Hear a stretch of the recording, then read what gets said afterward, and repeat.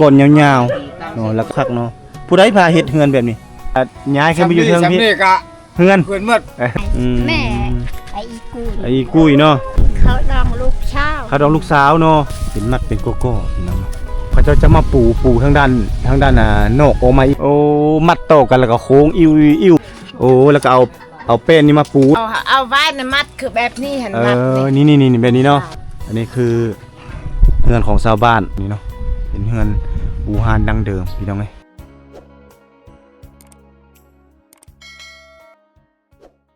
นี่พี่น้องความสลาดของเพิ่นเนาะความหูของเพิ่นแต่ละคนก็สิแตกต่างกันไปเนาะถ้าชนเผ่าหลายชนเผ่า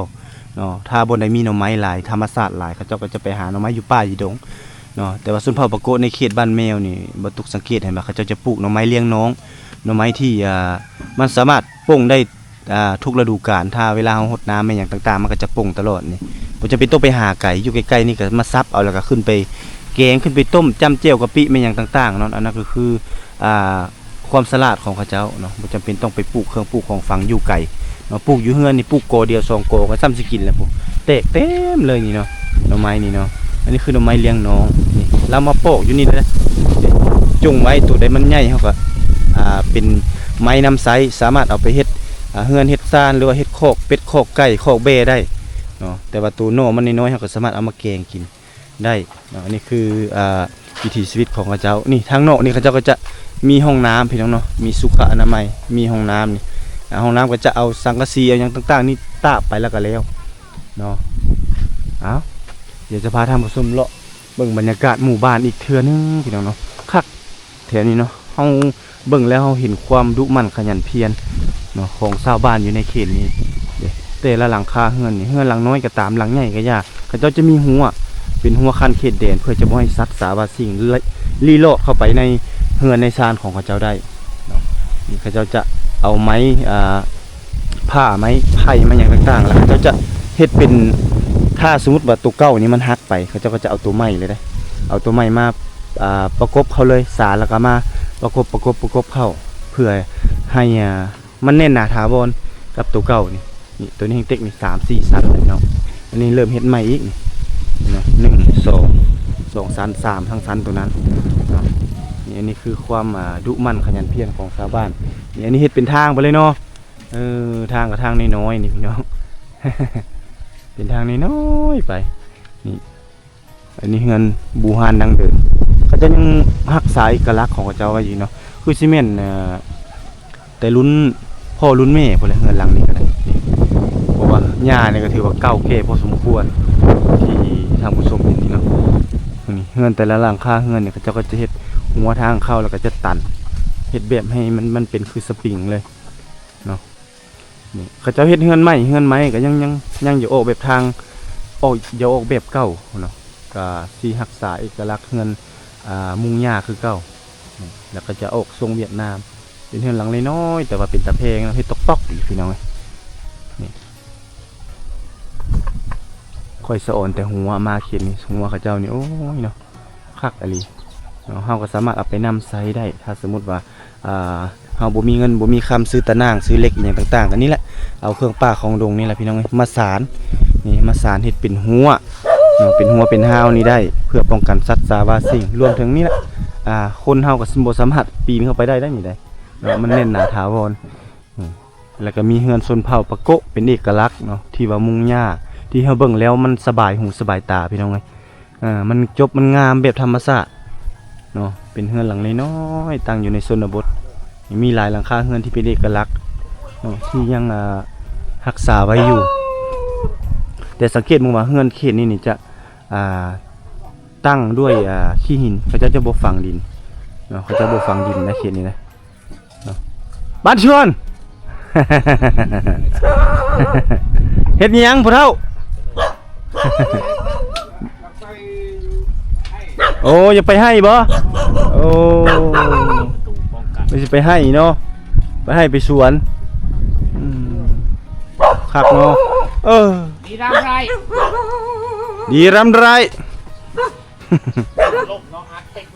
โอ้คักเนาะพี่น้องนี่ให้เห็ดได้แบบนี้เนาะเอาขี้หินที่ว่ามันเป็นก้อนยาว เนาะแล้วก็เอามาตั้งใส่ในนี้เลย มันก็บ่ล้มบ่ลงเสยเด้อพี่น้องไอ้แบบนี้ได้โอ้เนาะไอเดียของเขาเจ้าเจ๋งแต่ละโบนนี่เอาไม้ค้ำไว้นะพี่น้องเขาเจ้าจะเอาไม้เนี่ยค้ำไว้แต่ละเสาใช้ไม้ค้ำไว้มั้งเนาะโดยที่ว่าเราบ่ต้องฝังดินถ้าเอาฝังดินบางทีไม้นี่มันเป็นไม้เนื้ออ่อนมันจะเฮ็ดให้เสานี่กดปวกมันจะกินแต่เขาเจ้าตั้งจังซี่แล้วมันบ่กินแต่ก็มันก็บ่ล้มอีกตัวนี้เนาะโอ้ไอเดียของเขาเจ้านี่เจ๋งหลายพี่น้องแล้วก็หัวนี่ก็จะอ้อมหอบด้วยไม้เนาะเป็นไม้ที่เขาเจ้าสานเอาเสียยามันต้น ไว้บักยังไม่ทันแล้วเสียหยา โอ้เสียยามันต้นบ่ บ่เสียหยา หญ้าเข้า เข้า โอ้ เสียหยาให้ ปลูกเข้าให้เนาะบ่มีนาเนาะแถวนี้เนาะ นี่จะมาหน่อย นาน้อยเนาะนาตามเมืองตามหนองไปซัดแหล้วเนาะ มันมีลาย ตามห้วยตามห้องไปอันนี้ก็มีคนอยู่บ่หลังนี้เนี่ยคนคู่เอ่ย เป็นเฮือนครัวแล้วโอ้ได้เฮือนใหม่แล้วล่ะตัวนี้เป็นเฮือนครัวเป็นเฮือนนอนตัวนี้เนาะอันนี้เป็นเฮือนครัวแต่ก่อนเราอยู่หลังนี้โอ้แต่ก่อนพากันอยู่หลังนี้เนาะอยู่จะครอบครัวอยู่นี่หลังนี้แต่ก่อนมีแต่เฮือนบ่เท่านี่บ่มีแต่ครอบครัวบ่เท่านี้โอ้อันนี้เคยมาเฮือนส้นเผาปะโกะจักปีแล้วอีพ่อเฮือนหลังนี้หลายปีแล้วบ่ 3-4 ปีแล้ว 3-4 ปีแล้วโอ้คักเนาะไอเดียการปลูกเฮือนปลูกซ่านนี่เนาะ มันอยากล้มเหรอ มันอยากล้มเลยเนาะมันดนเลยเนาะ ขันล้มเดือดร้อนอยู่ดินนี่แหละโอ้ยมีขึ้นได้เขาเจ้า อันนี้คักเนาะ มันมีขึ้นถ้าว่าเอาอันอื่นมาละเอาเป็นชิมั่งนี่โป๊ะขึ้นจริงเอาขี้หินให้แบบ เอาขี้หินแล้วบ่ขึ้นเนาะคือแบบนี้เนาะ ปุ๊บวันแล้ว คักเนาะไอเดียท่าเจ้าเนาะนี่เป็นทั้งหินฝนฟ้าเนาะหินฝนฟ้าหินรับฟ้าแล้วก็เป็นบ่อนโยงอันเสาเฮือนนี่รุ่นนี้ถือว่าทนทานเท่าใดปีจักเท่าใดชั่วคนนี่ก็อยู่ได้เนาะตัวนี้เนาะอยู่รอดโอ้ไอเดียท่าเจ้าคักเนาะผู้ใดพาเฮ็ดเฮือนแบบนี้พอเท่าไม่เท่าพุ่นเลยเนาะ ของเท่าแต่ว่าหาหินนี่บ่ เอาไม่ได้ เอาบ่ได้เนาะยุคเก่าสมัยเก่าอยู่แบบนี้เนาะอันนี้เป็นบ้านเก่าแก่แล้วบ่พอเท่านี่บ้านแมวนี่บ้านแต่เก่าอยู่ไส อยู่ลุ่มเลยนะ อยู่ลุ่มบ่โอ้อยู่ตามมันสายน้ำเซปูนบ่ อยู่บ้าน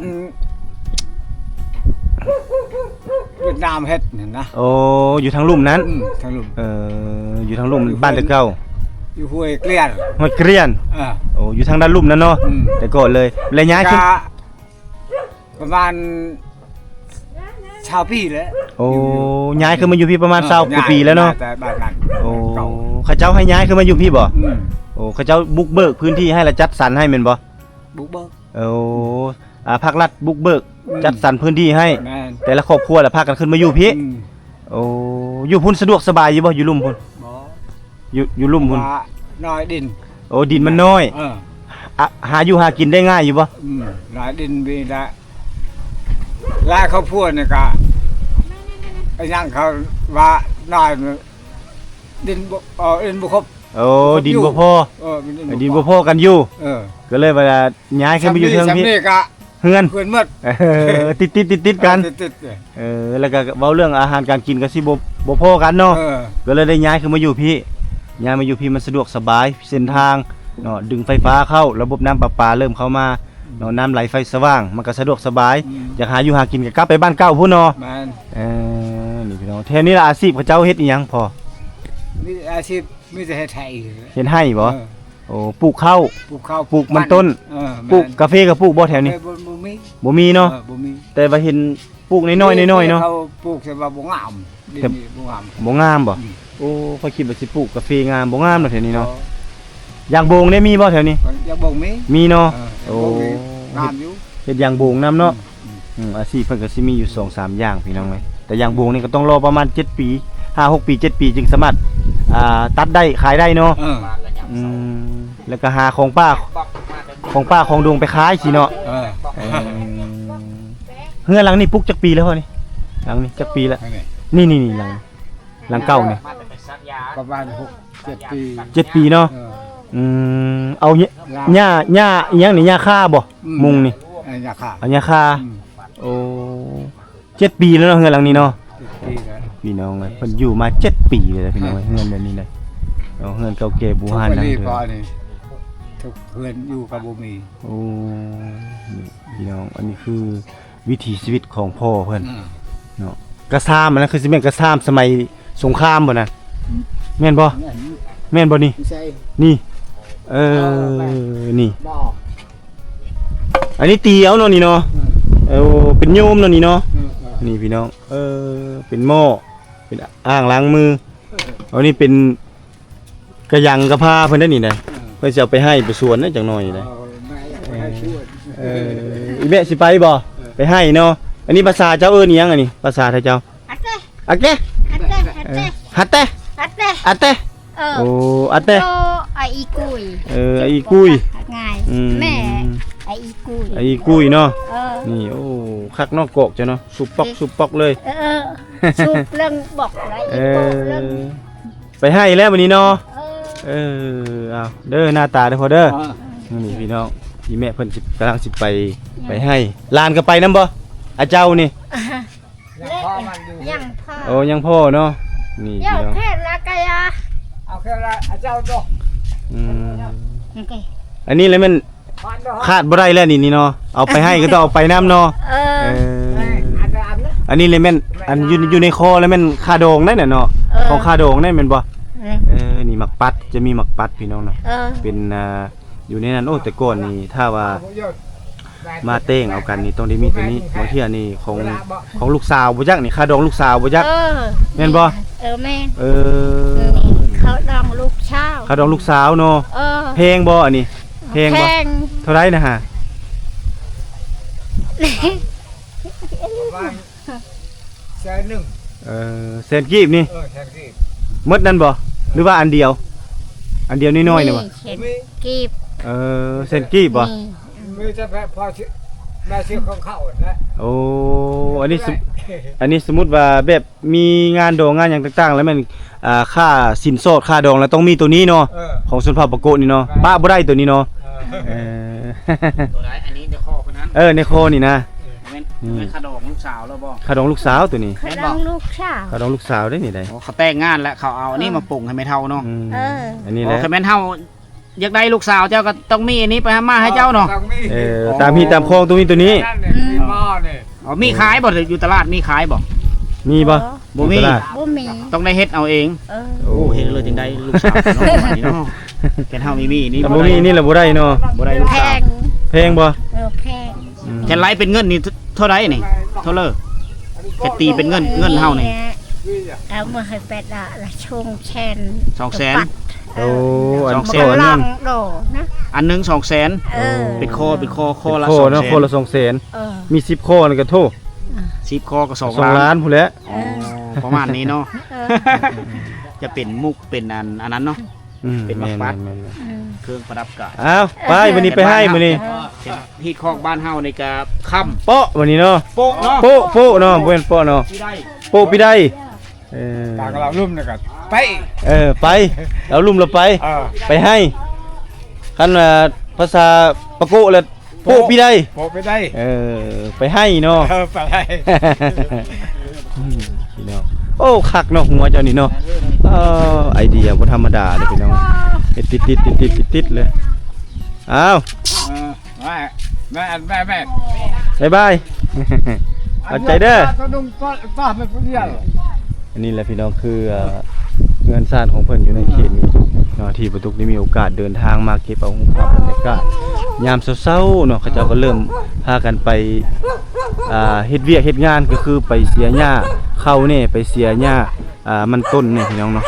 นี่อันนี้คือหมู่บ้านในชนบทที่มีโอกาสเดินทางมาเก็บเอามาฝากมาต่อพี่น้องเฮือนสอนแต่เฮือนเขาเจ้าแถวนี้ไปพี่น้องหลังจากสัมภาษณ์พ่อเฒ่าแม่เฒ่าเพิ่นตื่นเช้ามาเพิ่นก็พากันไปให้พี่น้องเนาะไปเสียหญ้าให้หญ้าสวนตามวิถีชีวิตพื้นเพของชาวบ้านเพิ่นนั่นแหละเนาะนี่บรรทุกกสิบ้าทางผู้ชมย่างเนาะย่างเลาะเที่ยวชมเบิ่งบรรยากาศของหมู่บ้านแล้วก็ต้องได้จับไม้นำเลยพี่น้องเพราะว่าหมาเพิ่นหลายเนาะโอ้คักอลีเฮือนหลังนี่ผูก3หลังอยู่ติดกันเลยโอ้เนาะมีเฮือนหลังงามก็ตามพี่น้องเขาเจ้าจะปิ๊งไอเดียก็คือจะเฮ็ดเฮือนมุงไม้เป้นเนาะก็คือเฮือนแบบเก่าสมัยเก่าเนาะนี่เฮือนเป็นเฮือนแบบเก่าสมัยเก่าดั้งเดิมโอ้ อันนี้ก็หาเฮ็ดเลวเลยนะพี่น้องนี่เขาเจ้าก็หาเฮ็ดเลวเลยคักอะลีเนาะเอาหญ้าคามาเฮ็ดเป็นเฮือนนี่เขาเจ้าก็จะเอาไม้เนาะไม้เหี้ยไม้หยังต่างๆนี่มาตีเนาะหรือว่ามาจักออกจังซี่แล้วก็มาเลาเอาอันนี้มันออกเนาะคักเนาะหากเฮ็ดแล้วนี่บ่นี่ฮะบ่ทันแล้วคักเนาะโอ้นี่พี่น้องไอเดียเขาเจ้าเจ๋งแฮงอะลีเนาะนี่หากเฮ็ดแล้วไม่นี่เอาขี้หินนี่มาตั้งนี่เนาะนี่แต่ละหลังคาเฮือนคิดเบิ่งเขาเจ้าฮู้จักจับหรือว่าวัดระดับของเฮือนของเสามีต่างๆให้มันเที่ยงได้เนาะจับน้ำเที่ยงได้สบายเลยนี่อันนี้คือหญ้าเนาะเป็นหญ้าคานี่ในการมาเฮ็ดนี่เขาเจ้าจะบ่ได้อันสารแต่คือเฮาเนาะเขาเจ้าจะเฮ็ดเป็นโกโก้คือจังซี่เดี๋ยวเขาเจ้าจะเฮ็ดเป็นมัดเป็นมัดเป็นโกโก้พี่น้องเนาะนี่มัดเป็นโกโก้จังซี่แล้วก็เอาขึ้นไปมุงเลยเนาะอันนี้เขาเอิ้นว่ามุงเป็นหญ้าคาแบบดั้งเดิมนี่อันนี้ฝากระตาดเป็นอย่างต่างๆนี่เขาเจ้าจะสานตามไลฟ์สไตล์ของเขาเจ้าเนาะตามไอเดียเนาะนี่มีไอเดียเขาเจ้าก็จะเฮ็ดสานเป็นลายคัดเป็นลายซื่อลายอย่างต่างๆเนาะแล้วก็จะเอาไม้ไผ่นี่มาตี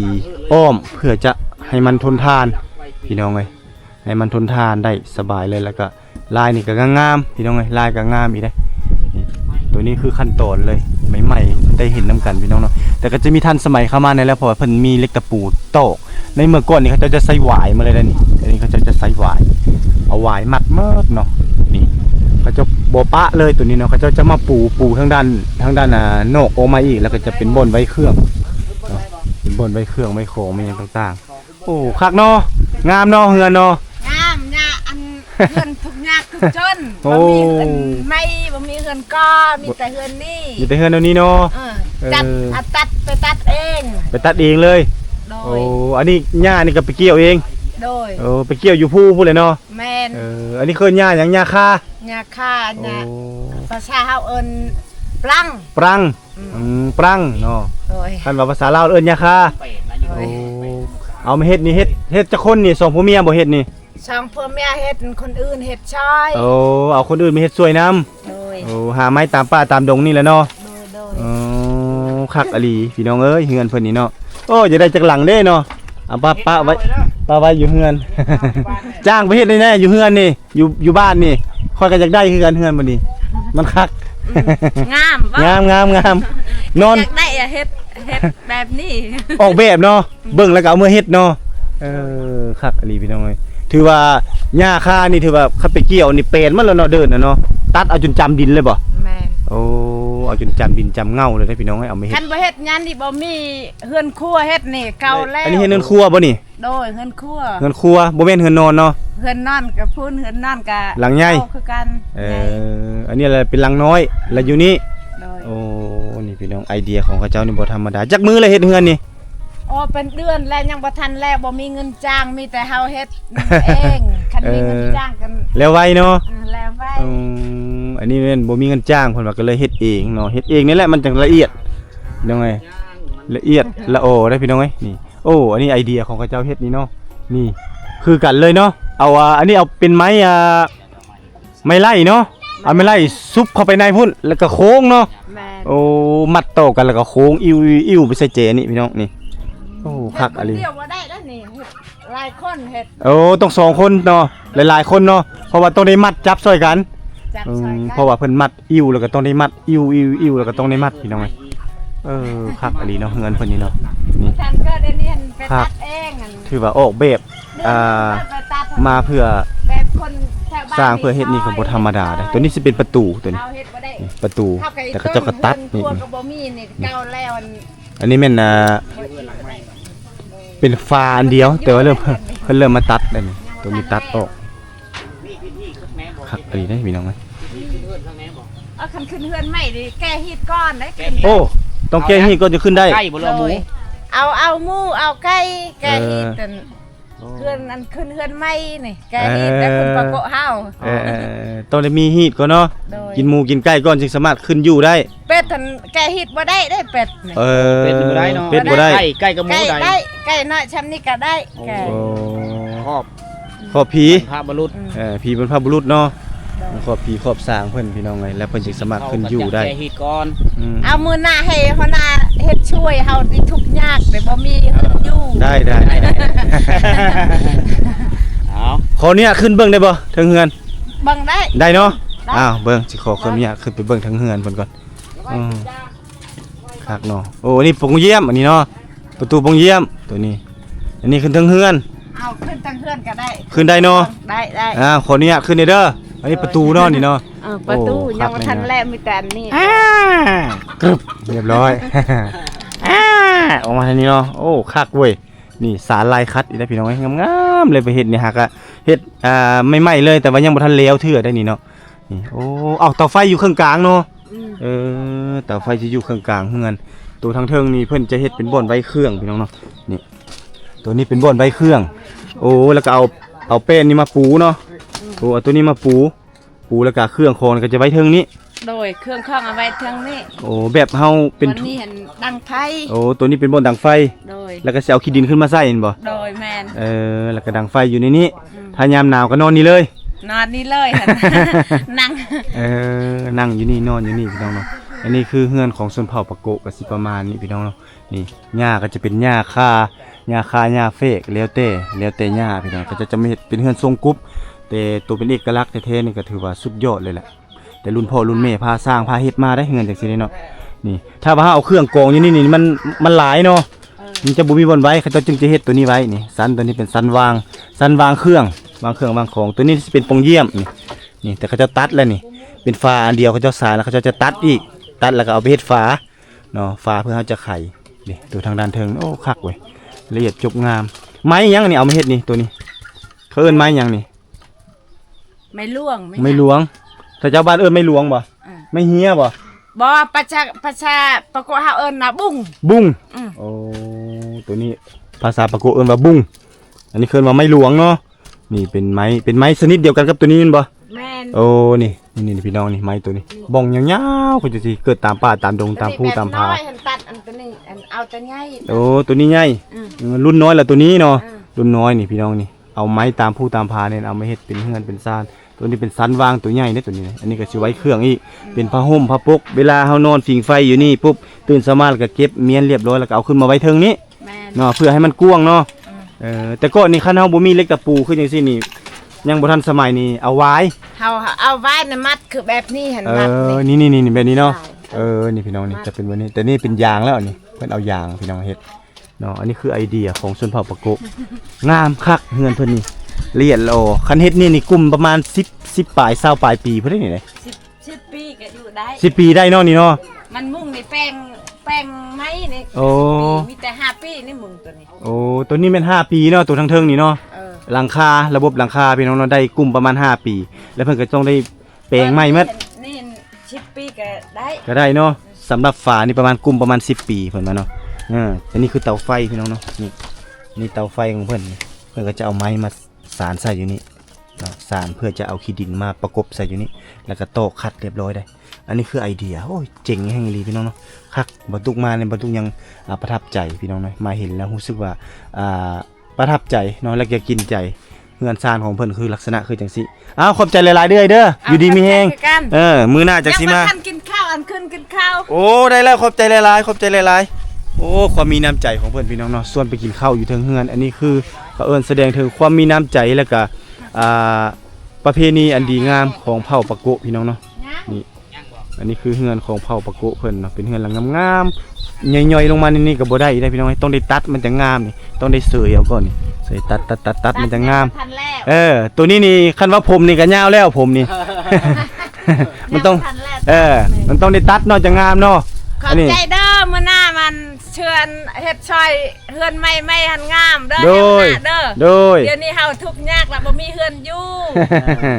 โอเคเอา ในมื้อหน้าหันชะเนอให้มื้อหน้าเฮ็ดเฮือนก่อเฮือนใหม่ โดย เฮือนเป็นเด้อ โดยอ้าวขอบใจหลายๆเด้อ ขอบใจคือกัน เอามาเบิ่งบรรยากาศทางด้านนี้พี่น้องไอเดียการเฮ็ดเฮือนการออกแบบนี่บ่ธรรมดาพี่น้องเนาะถือว่าจริงพอสมควรเลยเนาะในการเฮ็ดเฮือนนี่ไอเดียของเฮือนหลังนี้แฮงคักเขาเจ้าเฮ็ดโตไปลวงยาวคือจังซั่นยังบ่พอโตออกมาทางด้านนอกพี่เนาะเดี๋ยวมีคันไดขึ้นทั้งสองทางนี่อันนี้คันไดขึ้นทางนี้มีประตูทางด้านนี้ นี่เขาเจ้าเฮ็ดนี่บ่ธรรมดาในการออกแบบเฮ็ดเฮือนเฮ็ดซ่านของเพิ่นนี่จะเป็นไม้ล้วนๆในการเฮ็ดเนาะจะเป็นไม้กลมไม้ไม้กลมเป็นไม้อีหยังหลายๆอย่างที่เพิ่นเอามาเฮ็ดเนาะทั้งย่านหมานะพี่น้องเอ้ยเนาะเราบ้านแล้วก็ย่านหมานํเนาะเพราะว่าสัตว์เลี้ยงของเพิ่นนี่หลายๆอะจ้ออันนี้คือเรือนของชาวบ้านเนาะที่เป็นเอกลักษณ์เนาะทุนบ้านนี่ก็จะสวยงามบ่มีแม้แต่กระดาษหรือว่าเศษเจียอย่างต่างๆเนาะหล่นเหี่ยอยู่ตามนี้ตื่นสมาชาวบ้านเพิ่นก็เริ่มพากันไปให้ไปสวนแล้วก็จะเห็นแต่เรือนซ่านของเพิ่นที่เป็นเอกลักษณ์ของชนเผ่านี่ลงเรือปะไว้ให้เฮาได้เที่ยวได้ชมเงินแบบนี้นี่หาเที่ยวหาชมยากพี่น้องๆนับถึงปัจจุบันนี่สมัยใหม่ยุคใหม่แล้วเขาเจ้าจะมีเฮือนก่อเฮือนงามเฮือนไม้เฮือนหยังคือจังซั่นแล้วก็เฮือนเก่าแก่ดังเดิมคือจังซี่ก็ในอนาคตต่อหน้าก็จะเริ่มหมดไปหรือว่าบ่มีให้เห็นแล้วนะท่านผู้ชม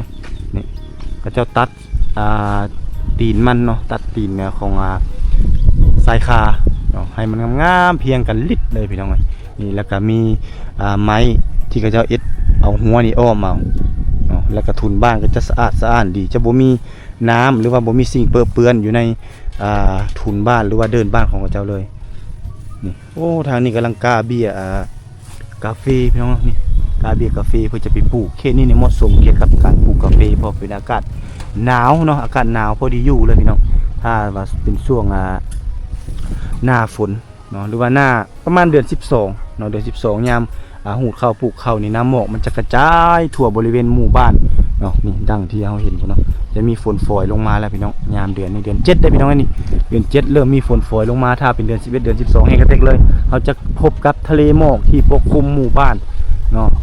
อยู่ในทั่วบริเวณดังกล่าวนี้เนาะจะมีแต่ธรรมชาติที่สวยงามเนาะโอ้คักอลีเนาะเฮือนซานของเขาเจ้านี่เนาะเป็นเฮือนปูฮานดังเดิมพี่น้องนี่ทุนบ้านนี่ก็จะเต็มไปด้วยฟืนนี่ก็จะเป็นฟืนไม้ยางโบงที่เขาจะไปทากหรือว่าไปปลูกแล้วก็เอามาเฮ็ดเป็นฟืนเนาะไม้ฟืนต่างๆเขาจะโองใส่กระพานี่ตัวนี้เนาะอาแตะเขาจะเอิ้นว่าอันนี้เอิ้นว่าอาแตะก็คือกระพาตัวนี้แหละพี่น้องขออนุญาตเบิ่งเด้อนี่เลิกพี่อีลีได้พี่น้องเลิกจนโองได้พุ่นแหละเขาเจ้านี่อันนี้ก็คือไม้ที่เขาเจ้าสานเอาตัวนี้คือจะเป็นผ้าเข้าเนาะเป็นผ้าเข้าแบบเก่าแก่นี่จะเป็นลักษณะคือจังซี่เนาะเงินซานของเพิ่นอันนี้โตออกมาซีเมนต์เป็นปลายซานแต่ก่อนแต่เดี๋ยวนี้ก็เป็นบ่อนไว้เครื่องไว้ของนี่อันนี้ความเก่าแก่เนาะลายฟ้าลาปีโอ้เบิ่งกระพาตัวใหญ่กว่านั้นแห้งเป๊กเลยคือซีเมนต์โอ่งเข้ากับบ่ยักตัวนั้นอันนี้เฮาเห็นเป็นดำๆนี่ก็คือมันหลายปีแล้วเนาะจากการที่เขาเจ้านึ่งข้าวเป่าไฟการดังไฟเฮ็ดอยู่เฮ็ดกินกิจกรรมต่างๆนั้นเลยเฮ็ดให้ควันไฟอายไฟนี่พุ่งขึ้นไปใส่หลังคาเฮ็ดให้หลังคาเนี่ยเขาเจ้านี่บ่มีหมอดกินแล้วก็กลายเป็นสีดำคือจังซี่ดังที่ได้เห็นนำกันนี่เนาะครับอลีพี่น้องเอ้ยแล้วก็มันก็จะเก่าแก่ทนทานอันนี้คือทางด้านในของเฮือนแต่ว่าเฮาจะบ่กล้าไขเข้าไปเบิ่งจะให้เบิ่งแต่ซ้ำนี่ประมาณนี้เฮือนของเขานี่ก็ทางใต้ทุนบ้านนี่ก็จะเลี้ยงไก่ก็อยู่นี่เลยเนาะไก่กับคนจะอยู่นำกันตัวนี้เขาเจ้าไข่ได้อยู่นี่ตัวนี้เป็นตัวสำเร็จรูปหรือว่าเฮ็ดเรียบร้อยแล้วทางด้านในก็อาจจะมืดเนาะพวกเขาเจ้าเกาะถ้วยเกาะบ่วงห้อยเต็มแล้วก็จะมีบ่อนตากข้าวพี่น้องเนาะอันนี้มีบ่อนตากข้าวพร้อมเลยอันนี้กลายเป็นเฮือนครัวแล้วแต่ก่อนน่าจะเป็นเฮือนนอนทางด้านเทิงนี่ก็จะมีเครื่องจักสาน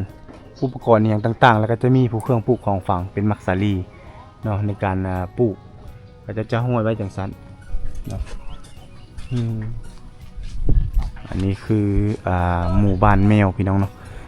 ความทนทานของหญ้าถือว่าบ่ธรรมดาเด้อพี่น้องเขาเจ้าจะเฮ็ดนั่นนะเพื่อให้มันกุ้มดนเนาะให้มันกุ้มดนในระยะการปลูกการสร้างนี่ต้องให้มันกุ้มดนที่สุดเนาะนี่ความหนาของหญ้าในเบื้องนี้แล้วก็แล้วพี่น้องเนาะหนาแห้งนี่ได้พี่น้องนี่หญ้าเพิ่นนี่หน้าหนาแล้วเขาเจ้าจะตัดซื่อๆเนาะตัดซื่อๆเฮ็ดงามๆตัวนี้แห้งเต็กนี่เขาเจ้าเฮ็ดเยอะออกมาบักไก่ๆนะเป็นบ่อนไว้เครื่องของเขาเจ้านี่ก็จะเอาไม้กาดจังซี่แล้วก็เอาเครื่องสามารถเอาไว้ได้ส่วนฟืนนี่เต็มเลยอยู่ใต้กองตารางหรือว่าใต้ทุนบ้าน อันนี้เป็นคกพี่น้องเนาะคกตำข้าว ถ้าในสมัยตะโกนแล้วเขาเจ้าบ่มีโรงสีแล้วเขาเจ้าจะใช้ครกนี่เป็นบ่อนต่ำเนาะแล้วก็มีครกมีซากของชนเผ่าปะโกะดั้งเดิมก็มีลักษณะคือจังซี่เนาะการหาฟืนหารัวเพื่อป้องกันไว้ในช่วงหน้าฝนนี่เฮาจะไปหาฟืนหารัวบ่ได้ก็ต้องได้เก็บโทนมาจังซี่แล้วก็เอาไว้อยู่ใต้ถุนบ้านเพื่อบ่อยากให้ฟืนมันเปียกเนาะเวลาเฮาดังไฟมันจะติดง่ายสะดวกสบายพี่น้องนี่หลังจากที่เขาเจ้าอยู่เฮือนจังซี่เนาะหลายฟ้าลาปีหาเงินหาค้ำได้เขาเจ้าก็จะเริ่มหาไม้ซื้อไม้ซื้อโต๊ะเลยไม้เลยโต๊ะมาแล้วก็ปลุกเฮือนหลังใหญ่หลังงามเพื่อจังซี่เนาะทาสีส่วนเฮือนนี่จะออกลักษณะเป็นเฮือนทรงเวียดนามพี่น้องเนาะเป็นเฮือนออกเวียดนามเพราะว่ากระเบื้องมันอย่างต่างๆนี่ก็เอามาจากเวียดนามเมิดเนาะแล้วก็จะมีคันได2ทางมีทางขึ้นแล้วก็ทางลงเด้ดังที่เห็นนำกันพี่น้องเนาะแต่เอกลักษณ์ของเขาเจ้าเนี่ยเขาเจ้าจะบ่ปะเฮือนเก่าแก่ดังเดิมคือจังซี่ก็คือเป็นเฮือนของชนเผ่ามีไฟฟ้ามีระบบอย่างต่างๆเข้ามาเนาะวิถีชีวิตก็เริ่มเปลี่ยนไปเพราะว่ามีความทันสมัยเข้ามาหลายเนาะเด้เฮือนก็เป็นลักษณะแบบโหมดเดียวหมดเขาเจ้าจะเห็นเป็นเฮือนโหมดเดียวถึงว่าจะเป็นเฮือนไม้เฮือนเอมด้วยไม้แป้นก็ตามเนาะแต่ว่าเฮือนนี่จะออกแบบลักษณะคือกันแล้วเขาเจ้าบ่มีการฝังดินจะเฮ็ดเสาแบบสูงๆขึ้นจังซั่นคือจังเฮานี่เฮาก็ย่านเนาะพี่น้องเนาะหน้าฝนเขาเจ้าสลาดเขาเจ้าก็จะเอาสังกะสีมาโต่งน้ำจากทรายคานี่ลงมานี่ทางด้านลุ่มนี่มันก็จะเต็มกระตุกนี่ไว้ถ้าเฮามีกระฟุยเฮาก็จะเอากระฟุยมาโต่งเนาะอันนี้คือความสลาดของพี่น้องชนเผ่าปะโกะสำหรับเสาเฮือนก็จะโก้เอาตีนเสานี่สูงๆแล้วถึงมาเสาเนี่ยเอาสั้นๆก็ตามเนาะเป็นเสาโตเดียวนี่แหละขึ้นไปฮอดเทิงแต่เป็นเสาโตเดียวเฮ็ดโก้สูงๆนี่ขึ้นเนาะให้มันวิดดินเวลาลมมีสังมานี่ก็มันก็จะบ่ล้มได้เพราะว่าเขาเจ้าเคยปลุกเคยสร้างเคยอยู่มาจังซี่แต่รุ่นปู่รุ่นย่ามาแล้วพี่น้องเด้อันนี้คือเฮือนแบบดั้งเดิมเนาะก็จะมีซานคิดเบิ่งมาซานการใช้ชีวิตของเขาเจ้าอยู่ในเขตนี้จะบ่เปื้อนเปื้อนพี่น้องเอ้ยเนาะบ่มีเปื้อนเปื้อนเลยอันนั้นเป็นห้องน้ำเนาะการสมไส้น้ำเนี่ยอาจจะมีบ่อนสมไส้อยู่ตามสวนตามอย่างต่างๆเนาะหรือว่าตามห้วยตามห้องเขาจะไปล้างอยู่ตามห้วยหรือว่าตามพื้นเพต่างๆเนาะพี่น้องเนาะนี่อันนี้คือหมู่บ้านในชนบทที่เวทุกมีโอกาสเดินทางมาเก็บเอารูปภาพบรรยากาศบ้านเก่าแก่บูฮานดั้งเดิมมาฝากมาต้อนท่านผู้ชมทางด้านลุ่มนี่ก็เป็นเครือมังอึพี่น้องเนาะเป็นเครือมังอึเวลามันตกลงแล้วมันก็จะเกิดขึ้นบางคนเขาเจ้าเห็ดค้างเอาบางคนก็ไม่ได้เห็ดค้าง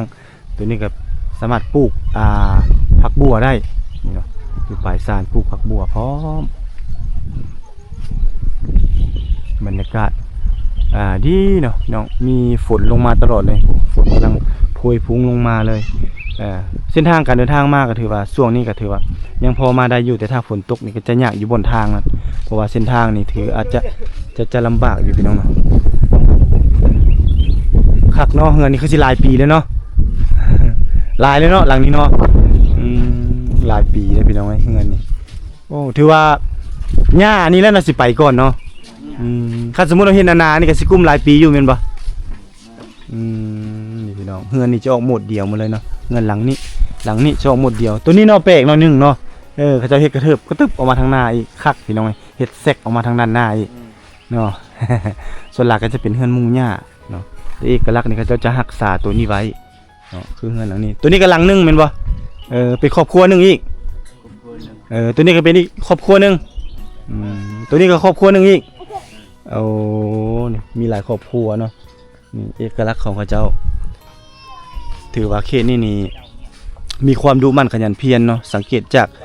แล้วก็รักความสะอาดเนาะสังเกตจากนี่แหละการปลูกพืชผักธัญญาหารอยู่ในหมู่บ้านนี้เนาะรวมถึงเดินบ้านทุนบ้านเป็นอย่างต่างๆนี่จะบ่มีแม้แต่เศษขี้เหงื่อกระจายพุ่ยพุ่งอยู่ในเดินบ้านอย่างต่างๆอันนี้แสดงถึงความดุมั่นขยันเพียรของชาวบ้านอยู่ในชนบท